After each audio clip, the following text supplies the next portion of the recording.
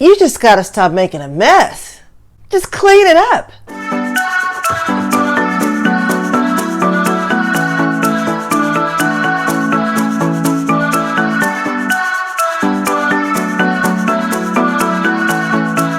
Hi, my name is Claudia and welcome back to my channel. I'm so glad you're here. If you're new, welcome, welcome, welcome. On this channel, I talk a lot about organizing and decluttering your space and doing that all on a budget of $100 or less. So we're going to keep it 100. I'm going to talk to you and just keep it real and just let you know some of the things that I do, and hopefully those things will work for you. So go ahead and light your favorite candle and just set the environment. Make a cup of coffee or whatever your favorite beverage is. Just get yourself in a mood to get ready to declutter.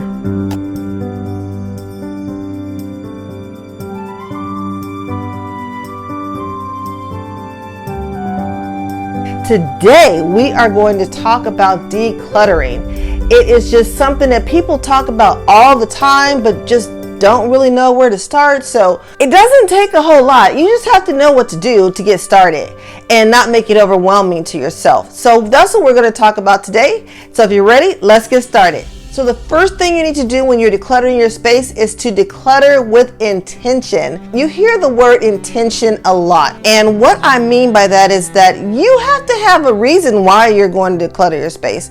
I know that most people want to get their spaces clean and neat and tidy, but a lot of times you just have so much to do or so much to declutter, you just don't even know where to begin. Well, if you have a reason why you want to declutter and have that in front of you when you're getting started, it can make things a lot easier. For example, I am intentional when I declutter because I like to walk into a space and know that everything has a place. For me, when I can't find something, it literally drives me crazy. I need to know that I can find things when I'm looking for them. So I constantly work in a state of decluttering and making sure everything has a space. So being intentional is all about how it'll make you feel when you've decluttered your space. There's nothing better than walking into a room and it's neat and orderly and tidy. And you know that when you're looking for something, you can find it. So be intentional about what you plan to do. Make sure you're in the right mindset when you're decluttering. It will be really hard to declutter if you're in a bad mood or you're hungry or you just haven't really decided in your head that I'm going to get my stuff together today. And getting in the right mindset is so important because sometimes decluttering, it's not always easy. In fact, sometimes it can be really, really challenging, especially when you're trying to get rid of things or scale down the amount of things that you have. So you have to be in the right mindset. You have to have made a decision that you're going to get rid of some of your stuff and just make things a lot easier for you. The decision begins with changing what you see in front of you to what you want to see in your future. Create a list of things you want to declutter. It's not enough to just look at your house and say that there's so many things that you need to work on and not know where you want to start. For example, if you know that the easiest thing for you to declutter is just getting your nightstand in order, getting everything off of the top of your nightstand so that when you go to bed, you're not falling asleep to a lot of clutter. That might be an easy place to start. Or you might decide you just want to clean out your makeup drawer. Don't try to tackle the whole entire bathroom or the whole entire closet because that's a lot of work and that can seem like a daunting task. Take your time. It won't be easy if you decide today is the day I'm going to declutter my whole entire house. Not realistic. So what you really want to do is take your time. If you decided you're going to start spring cleaning or you're going to get your house ready for guests that are going to be coming in, then plan ahead and make sure that you're not trying to do it all at once because that's going to be exhausting. Take your time and plan things out. You don't have to get everything done in a day. You don't have to get everything done in an evening or even over the course of a month. I know for me, it's easier for me to take things slowly and get it done. Now, every now and then, if you have the extra time, like you know you're going to have a week off for spring break, or you know you're going to have a week where you can dedicate to only cleaning up your house, then that's great. Just divide that week up into sections and just work on each section each day. Decide on your time frame. So if you know that you have guests coming in for the weekend and it is already 30 days out, then decide on what amount of time you can dedicate to decluttering for that day.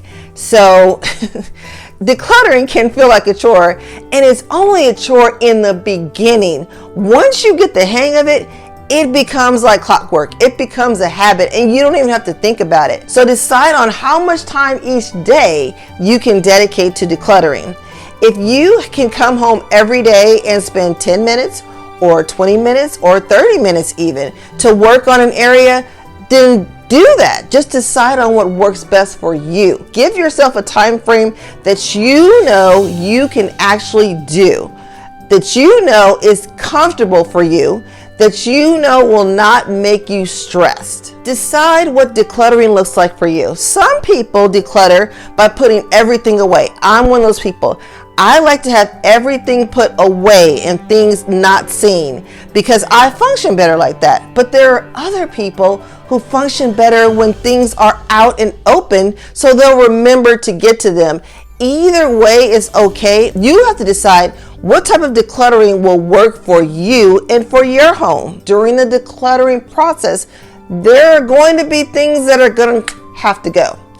And when you're looking at those items, you have to make your immediate thought process your decision. For example, if you look at something and you say, this is a definite yes, then you keep it.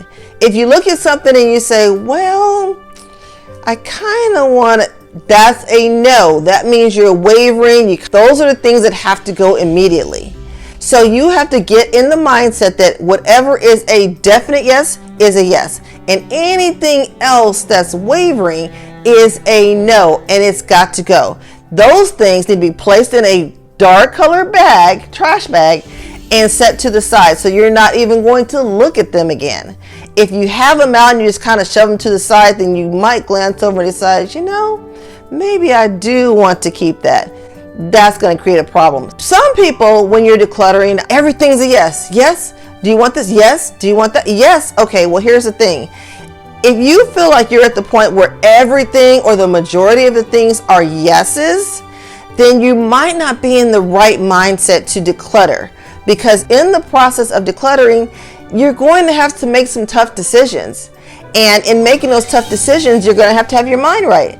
So if you're saying yes to every piece of clothing, to all 4 white shirts, to 16 mugs, you might not be ready to declutter, and that's okay.